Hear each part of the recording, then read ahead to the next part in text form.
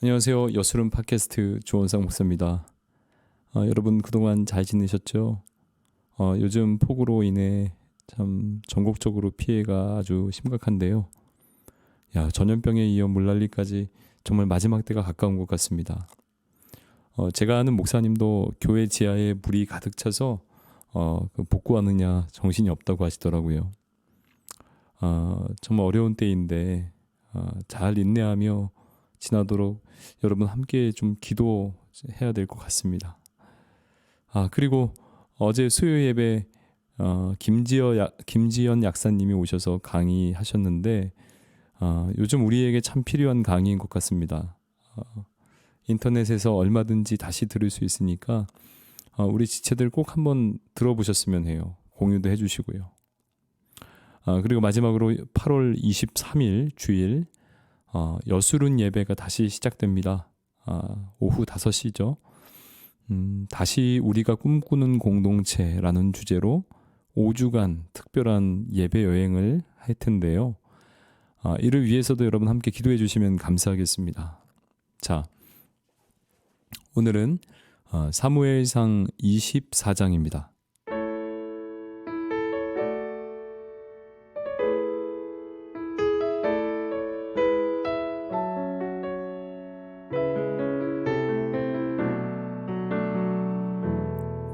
사람은 살아가면서 반드시 누군가와 함께 해야 합니다. 그래서 행복할 수 있고 또 그렇지 않을 수도 있지요. 나와 뜻을 같이 하는 사람과 함께하면 물론 좋겠지만 나를 반대하는 사람과는 뭘 해도 힘들 것입니다. 아브라함 링컨이 그 대통령이 될 때 장관들을 세워야 했습니다. 유독 링컨을 반대하고 공격했던 스탠턴이라는 사람이 있었어요. 링컨을 시골 촌놈이라고까지 놀렸던 그런 사람이었습니다. 그런데 링컨이 당선되자 이 스탠턴을 육군 장관에 임명했습니다. 사람들은 어떻게 자신에 대해 악담을 퍼붓는 사람을 장관에 임명할 수 있냐며 의아해했지만 링컨은 이렇게 말했습니다. 스탠턴은 나에게 도움이 되지 않지만 국가에는 도움이 되는 사람입니다. 라고 그를 임명했고 스탠턴은 그래서인지 장관으로 있는 동안 온 힘을 다해서 링컨을 돕는 사람이 되었지요. 링컨은 자신을 향해 악의를 품는 사람에게 악으로 되갚지 않고 오히려 선대해주고 또 세워줬던 아주 위대한 리더였습니다.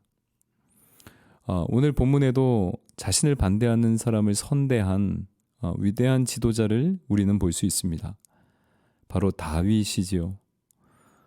다윗은 사울의 추격을 피해 엔게디라는 광야에 지금 숨어 지내고 있습니다.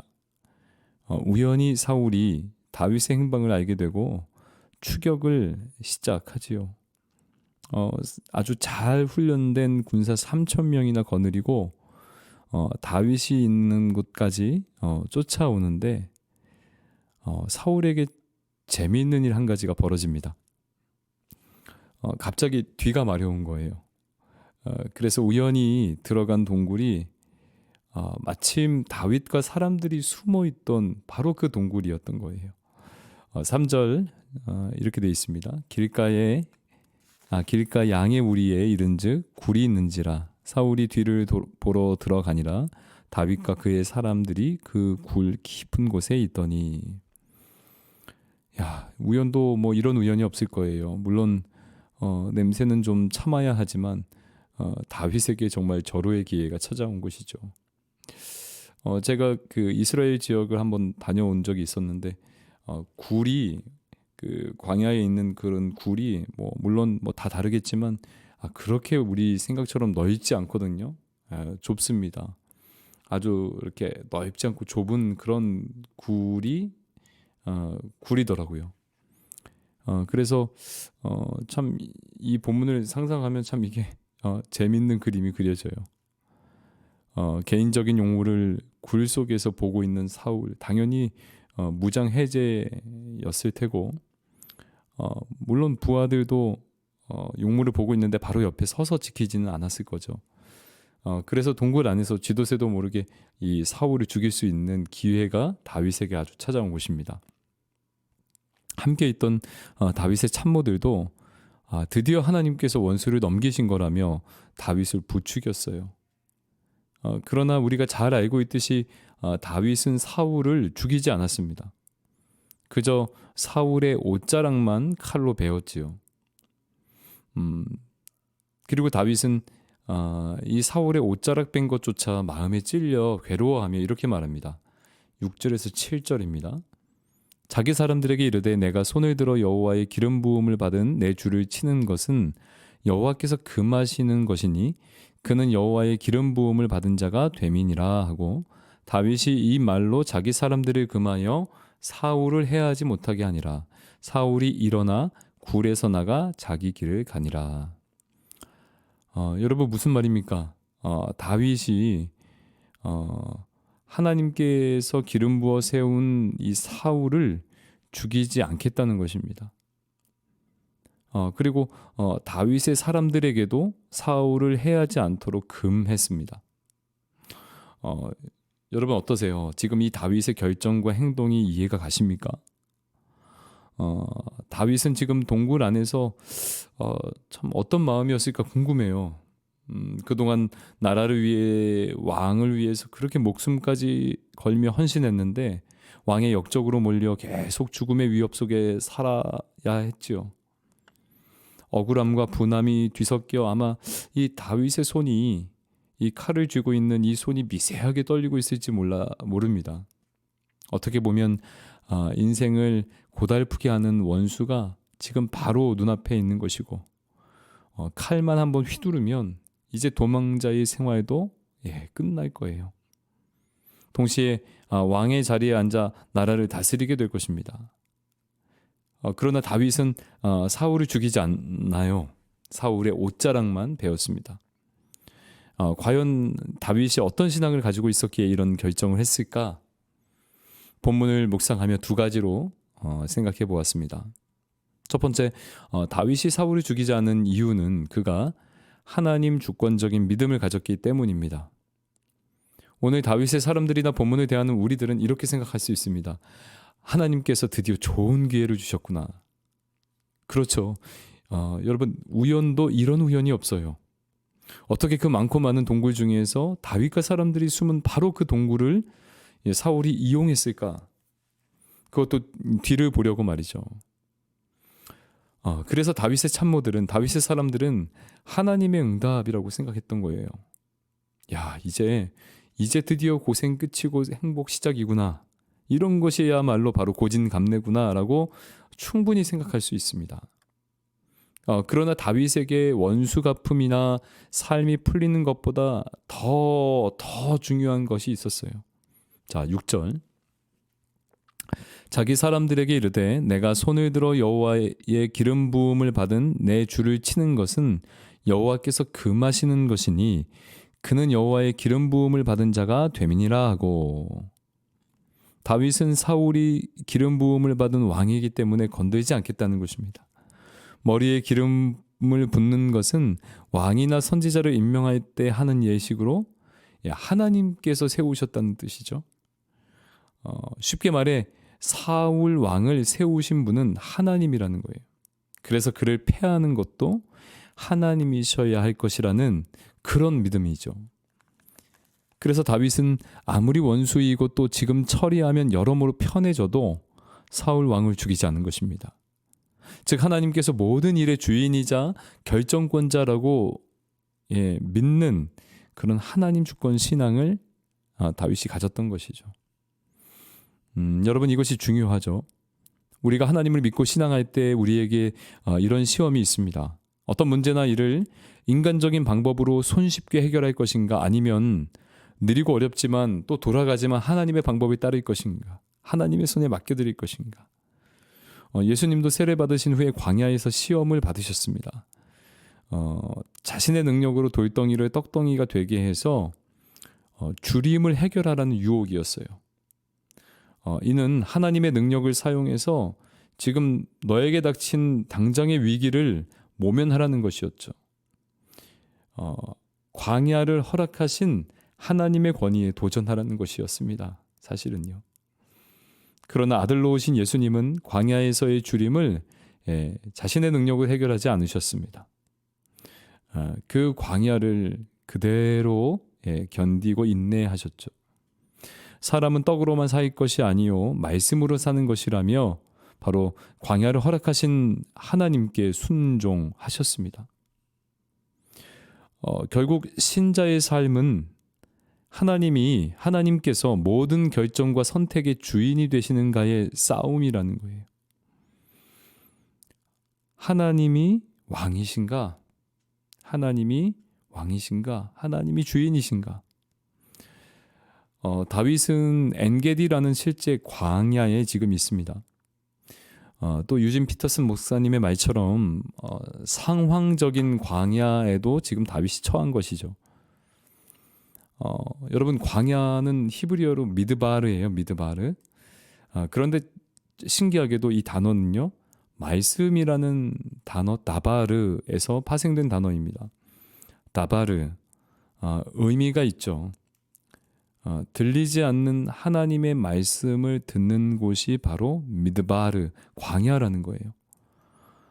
사람에게 찾아오는 광야는 분명히 고달프고 힘든 곳입니다. 그래서 누구라도 피하고 싶고 벗어나고 싶은 곳이 바로 광야이죠.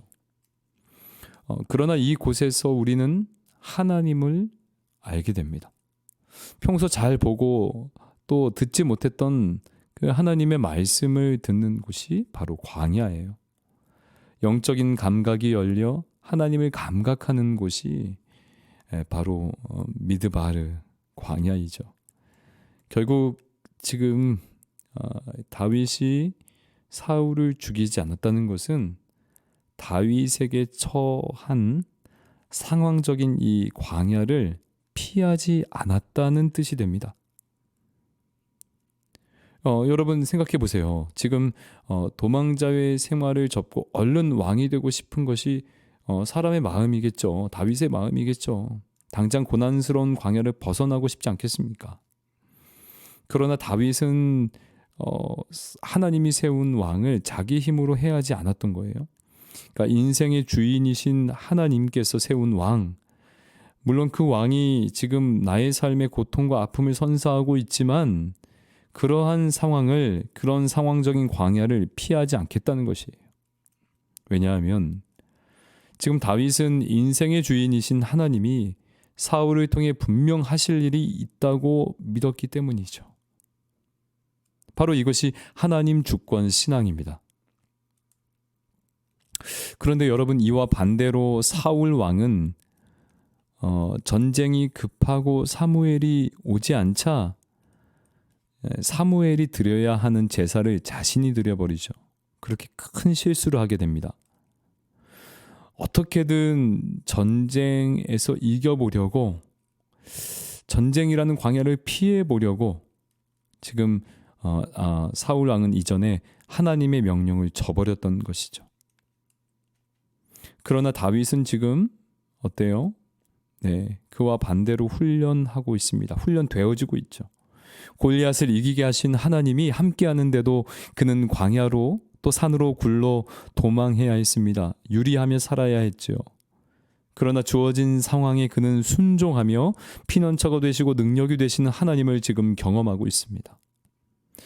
바로 미드바르, 광야 속에서 지금 하나님이 기뻐하시는 차기 왕으로 다듬어지고 있는 것입니다.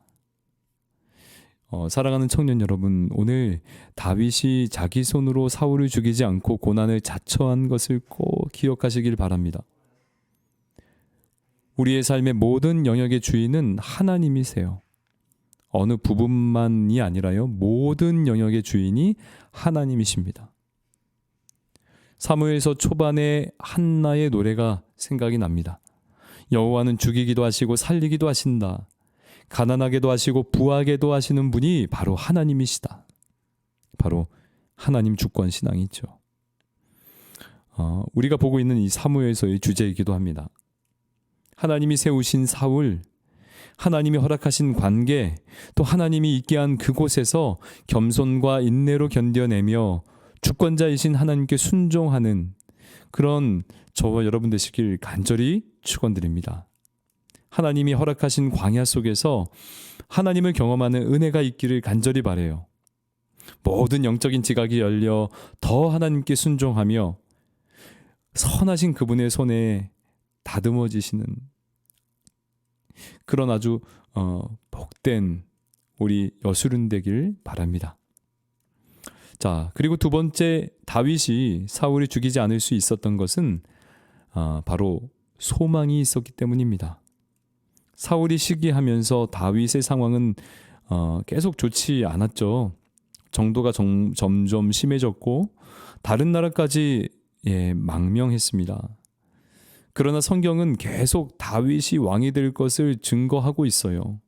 가드 왕 아기스에게 갔을 때에도 신하들이 이렇게 말했죠. 아니 그 땅의 왕 다윗이 아니니까 라고 했습니다. 그러니까 다른 나라 신하들도 벌써 다윗을 왕으로 인정하고 있었죠. 또 블레셋의 공격을 받은 그일라 사람들도 사울에게 구조 요청을 한 것이 아니라 다윗에게 구조 요청을 했죠. 그리고 오늘 24장 후반부에 보면 사울까지도 다윗이 왕이 될 것을 말합니다. 여러분, 다윗은 지금 자신의 미래에 대한 그런 확신이 있었어요. 이미 전에 사무엘 선지자에게 기름 부음을 받았기 때문이죠.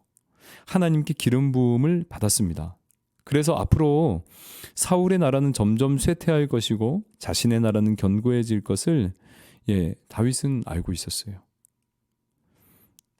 하나님이 하신 그 약속이 바로 다윗에게 소망이 되었던 것이죠. 애써 자기 힘으로 왕의 자리를 찬탈하지 않아도 되었던 거예요. 사울을 죽이지 않아도 되고 조금 느리게 가도 되고 또 사울 때문에 지금 당장은 조금 더 괴로워도 분명한 것은 언젠간 하나님께서 기름 부으셨기 때문에 왕이 될 것을 알고 있었고 바로 그 소망 때문에 이 어려움들을 참고 인내할 수 있었던 것입니다.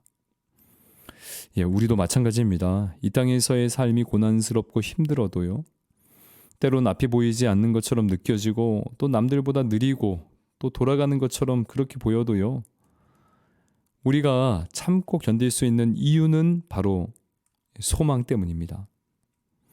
영원한 나라, 영원한 승리에 대한 소망이 우리에게 있기 때문이죠. 여러분들에게 이 소망이 있습니까? 이 영원한 소망을 바라보며 사십니까?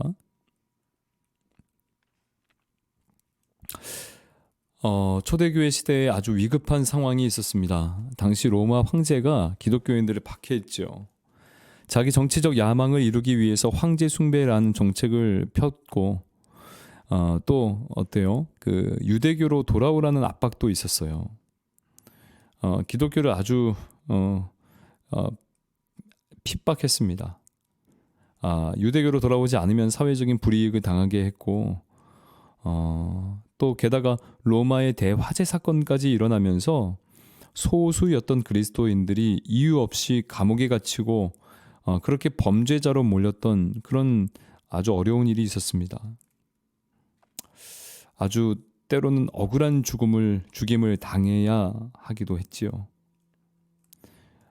이런 상황 속에서 히브리서 기자는 그리스도인들에게 이렇게 편지합니다. 히브리서 12장 2절 믿음의 주요 또 온전하게 하시는 이인 예수를 바라보자. 그는 그 앞에 있는 기쁨을 위하여 십자가를 참으사 부끄러움을 개의치 아니하시더니 하나님 보좌 우편에 앉으셨느니라. 우리를 둘러싼 문제에 집착하지 말고 그리스도를 바라보자 라고 말한 것이죠. 믿음의 주요 온전하게 하시는 이인 예수를 바라보라 라고 권면하고 있습니다. 예수님도 자기 앞에 있는 십자가보다 그 너머에 있는 소망을 바라보셨기 때문이다 라는 거예요. 여러분, 소망이에요, 소망. 사도 바울도 고난당하는 로마 교회 성도들에게 이렇게 말했죠. 다만 이뿐 아니라 우리가 환난 중에도 즐거워하나니 이는 환난은 인내를, 인내는 연단을, 연단은 소망을 이루는 줄 알미로다. 어려운 환난 중에도 기뻐할 수 있는 이유는 간단합니다. 소망이 있기 때문이에요. 소망이 있고 소망을 볼 수 있어서입니다. 소망이 있죠. 우리 어수른에도 소망이 있습니다. 정소망 있죠, 정소망. 네, 여러분, 삶이 녹록하지 않고 힘들 때 눈을 들어서 주님을 바라보십시오. 썩어질 이 땅의 것에서 눈을 떼야 됩니다. 우리에게는 주님께서 주시는 영원한 생명, 부활 소망이 기다리고 있어요. 영원한 나라, 영원한 승리, 여러분 꼭 기억하십시오. 마지막 날에 악인들은 영원히 불못에서 고통당하지만 우리는, 예수 믿는 우리는 승리할 것입니다. 영광 중에 부활하여 영원히 주님과 함께 이 땅을 다스리며 영원토록 살 거예요. 그래서 지금 이 땅에서는 우리가 참고 인내하며 버틸 수 있는 거예요. 지금 여러분, 다윗은요, 자신의 힘과 능력으로 사울을 피해 보겠다고 여기저기 숨어보고 망명까지 해보지만 결국 하나님만이 피난처이심을 깨달았습니다. 그리고 이제 하나님의 주권적인 역사에 삶을 들이기 시작하는 거예요. 사울 왕을 자기 손으로 해하지 않으면서 말이죠.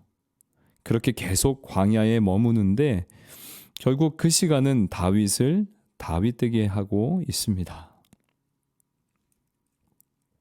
특히 오늘 본문에서 다윗은 왕의 옷자락을 배웠습니다.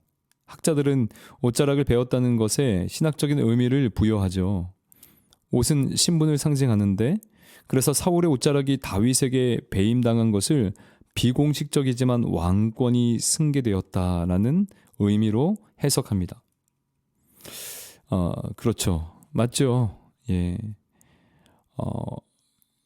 저는 그런데 이 해석에 조금 더 첨가하자면, 하나님 나라의 왕권 승계는 세상 나라와 같지 않다는 것을 오늘 이야기가 보여주고 있는 것이 아닌가 생각이 듭니다. 여러분, 세상에서는 이 왕권을 차지하려면 지금 다윗이 사울을 죽여야 했습니다. 사울 왕을 죽여야 다윗이 왕에 오를 수 있는 것이죠. 그러나 오늘 다윗이 보여주는 왕의 면모는 다르죠. 나는 너를 학대하였으나 너는 나를 선대하였다. 다윗은 원수 같은 사울 왕을 선대했다는 거예요. 쉽게 말해 은혜를 베푼 것이죠. 그러니까 용서하고 받아들이며 은혜를 베푸는 것, 그렇게 원수에 대해서도 선대하는 것, 이것이야말로 바로 하나님 나라의 왕좌에 오르는 방법이 아닐까요? 악에게 지지 말고 선으로 악을 이기라고 했습니다. 우리는 악을 악으로 이기는 것이 아닙니다, 여러분. 우리는 선으로 악을 이기는 거예요. 그것이 주님의 방법이에요. 여러분, 주님도 우리를 선대하셨죠. 원수 같은 우리를 완전히 죄악으로 똘똘 뭉쳐서 하나님을 대적하며 자기 뜻대로 자기 마음대로 살아가던, 그렇게 자기 스스로 자기의 왕좌에 오르려고 그렇게 남의 그 자리와 남의 권리를 짓밟고 일어나는 그러한 이기적이고 아주 죄악된 우리를 위해서 예수님이 십자가에 죽으셨습니다. 우리를 선대하셨죠. 우리의 죄를 대신 짊어지시고 십자가에서 하나님의 형벌을 대신 받으신 거예요. 그렇게 주님이 우리를 선대하며 바로 악을 선으로 이기셨습니다. 여러분, 오늘 말씀을 들으면서 어떠했습니까? 지금 다윗처럼 사랑과 선대를 베풀며 하나님의 높이심을 기다리는 그런 복된 자리에 있습니까? 아니면 내가 스스로 높아지기 위해서 다른 이웃의 자리와 권리를 침해하며 기회를 엿보는 그런 자리에 있습니까? 아마 다윗처럼 하나님의 주권에 자신의 삶을 다 맡겨드리고, 그리고 오직 하나님께만 소망을 두면서 살면 주님은 분명 오늘 이야기 속의 다윗처럼 원수까지 선대할 수 있는 멋진 하나님의 사람으로 빚어가실 것입니다. 여러분, 우리 여술은 지체들 한 분 한 분이 그런 하나님의 사람들이 되시길 축복해요. 다시 한번 제가 부탁을 드리는데 우리 23일 날 여술은 예배로 함께 모입니다. 목적은 두 가지예요. 간단합니다. 우리 예배를 통해서 다시 한번 무너졌던 우리의 신앙이 이렇게 든든히 세워지고, 그리고 하나님의 선대를 경험하지 못한 그런 우리의 지체들, 공동체 안에서 그런 이웃의 선대를 해보지 못한 우리 교회에 나오는 여술은 우리 또래의 우리 청년들이 좀 이 예배를 통해 다시 나와서 공동체 생활을 하게 하는 것, 그렇게 두 가지의 선한 목적이 있습니다. 여러분, 우리가 함께 좀 이 일을 위해서 같이 마음을 모으고 기대도 같이 하고 또 기도도 함께 하면서 준비했으면 좋겠어요. 여러분, 오늘 말씀 참 중요해요. 24장 묵상하면서 놀랬습니다. 우리 시대에 또 우리 청년들에게 주시는 말씀이 아닌가 생각이 들었어요. 이번 주 리더들은 또 특별히 금요 리더 교육 시간에 이 말씀을 조금 이렇게 다루면서 같이 이 말씀 붙들고 기도하는 시간 가지면 좋을 것 같아요. 그리고 주일에 여러분 이 말씀 가지고 풍성한 나눔이 있길 간절히 축복합니다. 자, 여러분, 그러면 잘 보내시다가 우리 주일에 만나요. 안녕히 계세요.